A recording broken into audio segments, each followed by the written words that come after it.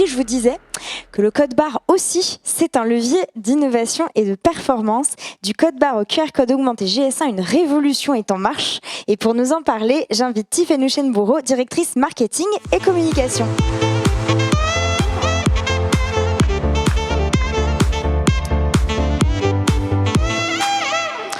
Bonjour à tous, donc je suis Tiffaine, donc de GS1 France. Je vais vous parler effectivement d'une petite révolution qui est en marche. C'est un peu le démarrage, mais on s'aperçoit que les entreprises ne sont pas toujours au courant de ce qui va se passer et ce qui les attend. Alors un petit point d'abord pour nous présenter, parce que en fait GS1 France, tout le monde nous connaît ou personne ne nous connaît. On est une organisation, enfin on est connu pour le code barre, mais on est une organisation qui a 50 ans, une organisation internationale neutre et à but non lucratif. Notre siège est à Bruxelles. On a été créé pour et par les entreprises. Dans un contexte un peu particulier, c'est certaines entreprises visionnaires du retail et de la grande conso qui nous ont créé en se disant il faut qu'on trouve un langage commun pour qu'on puisse parler le même langage, qu'on puisse échanger, qu'on puisse mieux échanger entre nous des données produits. Donc notre cœur de métier, c'est la donnée produit standardisé et on est surtout connu pour le code barre. Alors le code barre, c'est le standard le plus universel au monde, c'est-à-dire que les standards GS1, ce sont les standards qui sont les plus utilisés. Évidemment, il y a des standards qui existent ailleurs dans d'autres secteurs, l'IBAN dans le secteur bancaire, la plaque d'immatriculation dans l'automobile, mais le code barre est aujourd'hui, est encore le standard le plus utilisé.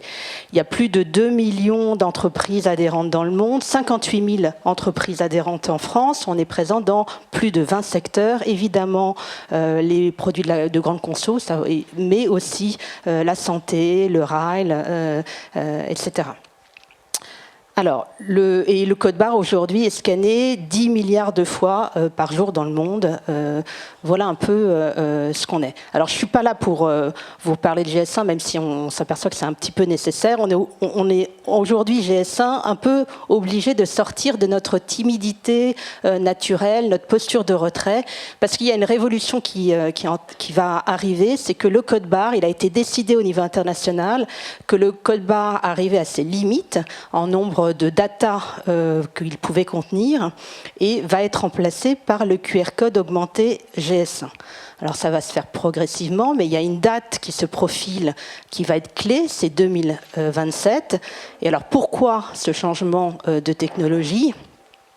Parce qu'il y a une petite révolution de la donnée produit en fait, qui s'annonce. Et le code barre ne pouvait plus supporter l'ensemble en fait, des données produits nécessaires. Alors, il y a deux grands facteurs qui expliquent cette révolution de la donnée produit. Il y en a plusieurs, mais il y en a deux majeurs. C'est d'abord l'arrivée de nombreuses réglementations qui vont demander de plus en plus d'informations de données produits standardisées. On parle de tsunami réglementaire, l'AGEC, Digital Passport et j'en passe. Donc ça, il faut absolument se préparer à ça. Et c'est aussi un besoin, on va dire récurrent, mais ça fait longtemps qu'on accompagne la révolution digitale en fait, des entreprises. Bon, pour accompagner cette révolution de la donnée produit, il faut plus de données, il faut qu'elles soient mieux structurées, il faut qu'il y ait une information produit qui soit plus granulaire. Alors cette révolution de la donnée produit et le QR code augmenté GS1 va permettre de répondre à 4 grands enjeux majeurs de cette révolution de la donnée produit. D'abord, une donnée plus structurée. Et ça, c'est évidemment ce que GS1 France fait, GS1 dans le monde fait depuis toujours, c'est standardiser des données pour qu'elles puissent être échangées entre acteurs sur toute la chaîne. Si les données ne sont pas structurées de la même manière, en fait, ça ne fonctionne pas.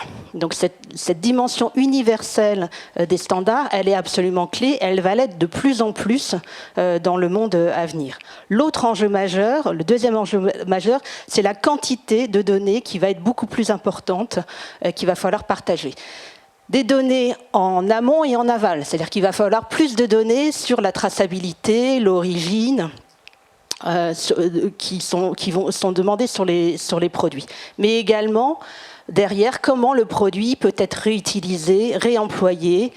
Donc c'est tout l'enjeu du passage de l'économie linéaire à l'économie circulaire qui va pouvoir être mené à grande échelle grâce à cette donnée structurée et grâce au QR code augmenté GS1.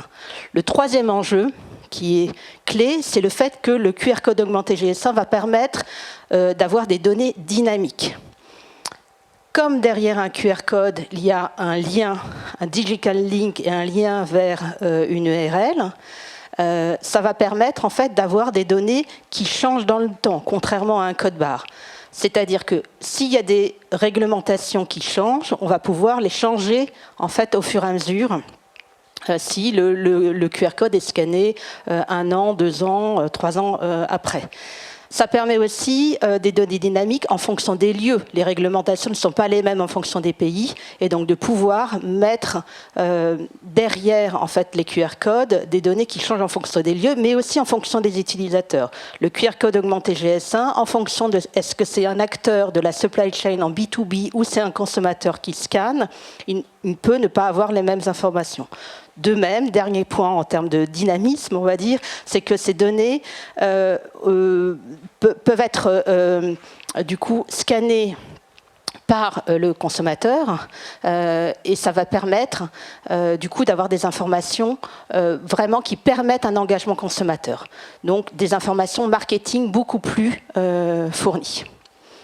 En fonction du lieu également, les données ne vont pas être les mêmes. Si le consommateur scanne son paquet, on va dire, de farine en rayon ou chez lui, il peut avoir des idées de recettes différentes en fonction en fait, du lieu où le produit est scanné.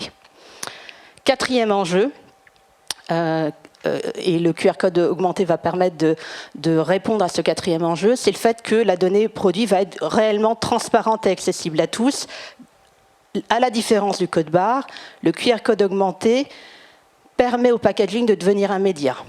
Et donc, du coup, de permettre aux consommateurs, et donc ça devient en fait un accès B2C en fait, à la donnée produit. Voilà en quoi, de manière résumée, le QR code augmenté permet vraiment d'accompagner cette révolution de la donnée produit. Donc c'est un code barre nouvelle génération. Bien sûr, il va continuer à permettre le passage en caisse. L'intégration d'une URL va donner en fait énormément de possibilités derrière, et on n'en est qu'au début de l'identification des use cases. Je vous ai parlé des données dynamiques et ça va permettre un partage de l'information au plus grand nombre tout au long de la chaîne, quels que soient les acteurs en B2B et en B2C. On parle d'un scan des possibilités infinies, c'est pas nous qui en parlons, ce sont nos adhérents qui sont les plus matures en fait sur le sujet qui nous en parlent, et on sait qu'on n'en est qu'au début des possibilités d'utilisation de cette nouvelle technologie. Alors, il va y avoir une cohabitation du code barre et du QR code augmenté jusqu'en 2027 au moins.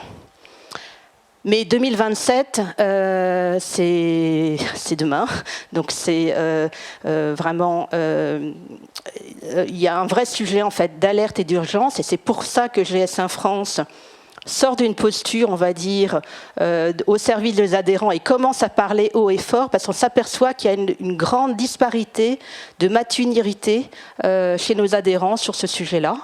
Et donc on se doit, puisqu'on est dans une posture, une organisation où l'inclusion et où les petits adhérents comme les grands, tout le monde est important, donc on se doit d'informer et d'alerter sur ce qui va se passer.